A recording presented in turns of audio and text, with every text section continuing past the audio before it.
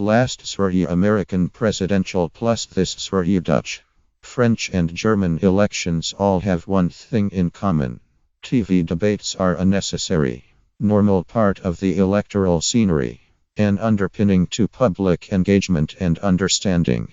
Did Mark Rutte defeat Geert Wilders in Holland's screen battle, defending the center ground? Is Macron a serious French contender because he survived his first ordeal by television?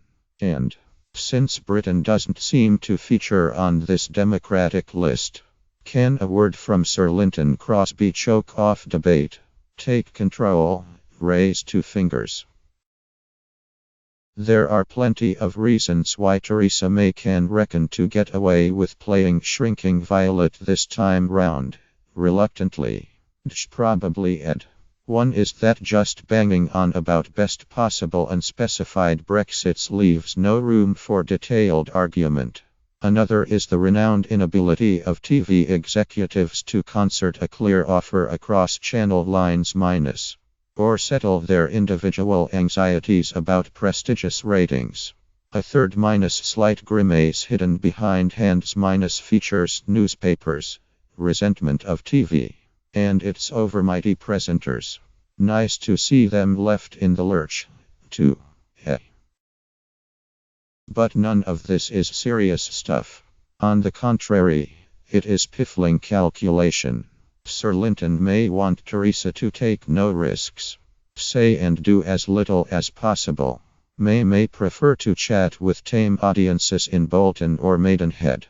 Hardened Westminster observers see only humiliation for Corbyn or Farron ahead. Not the point. It's general election time. That means it's time to watch the champions joust on TV. Our PM says she wants to unite Britain, to bring every part of the nation together. But how does she even begin to do that if halfway proper debates scoring over 7 million then over 8 million viewers in 2015 are off the agenda? Debates attract healthy audiences because they seem to be special events. Moments when young and old, rich and poor sit down together. Hour-long interviews with Paxo or Peston don't do that. They're more of the same. Debates, in spite of being too nervous, too arthritic, too weighed down by rulebooks, can still broaden agendas. They can test whether the conversational style that made Jeremy Corbyn Labour's leader survives in a different arena, whether Farron or Sturgeon have new themes to exploit, whether the companies obliged to keep gets too obviously up Theresa's nose. One more major change of mind. Then, one more united push to do the obvious. The expected. The vital thing. You won't build a united kingdom from the often snarling individualism of social media, or the ritual warfare on Fleet Street. You need national moments to do that. And Lynton Crosby has nothing to do with them. As we embark of 6 weeks of fake facts and phone furores, it's instructive to see where trust and perceived impartiality stand across 28 British media outlets, as measured by Ipsos Mori on a ratio of between 1 and 10. No surprises really. BBC News commands a winning 6.5 for impartiality, 7.4 for trust. While ITV News, 6 and 6.6, and Channel News, 6 and 6.2, take the leading places alongside it. Indeed, broadcasters generally minus people you see, or hear reading bulletins always have a palpable advantage over words on paper, or screens. Human connections. Thus Channel 4 News, 6.4.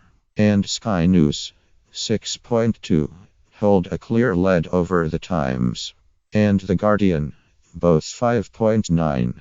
Thus a variety of relative newcomers Yahoo, Al Jazeera, and the Huffington Post are less trusted than commercial radio, or even Richard Desmond's Express. And meanwhile the mystery of tabloid influence remains. The pollsters' impartiality index shows the Mail's, Sun, Facebook, and Twitter all clustered in the relegation zone, 4.1. And below, a bargain basement of doubt. And special pleading propped up by Twitter, with the Daily Star, Facebook and Sun jostling in the pits of cynicism. So can anyone explain to me why, at make or break ballot time, it's the least revered, the least trusted voices that boom loudest, crush the saboteurs, see politicians come running when such cries go up, believe that shouting loudest gives you the greatest clout. But why is all this so allegedly influential? Worth tea and buns for editors or proprietors at Downing Street. The voices we don't believe are the voices we quake before most. Crush common sense.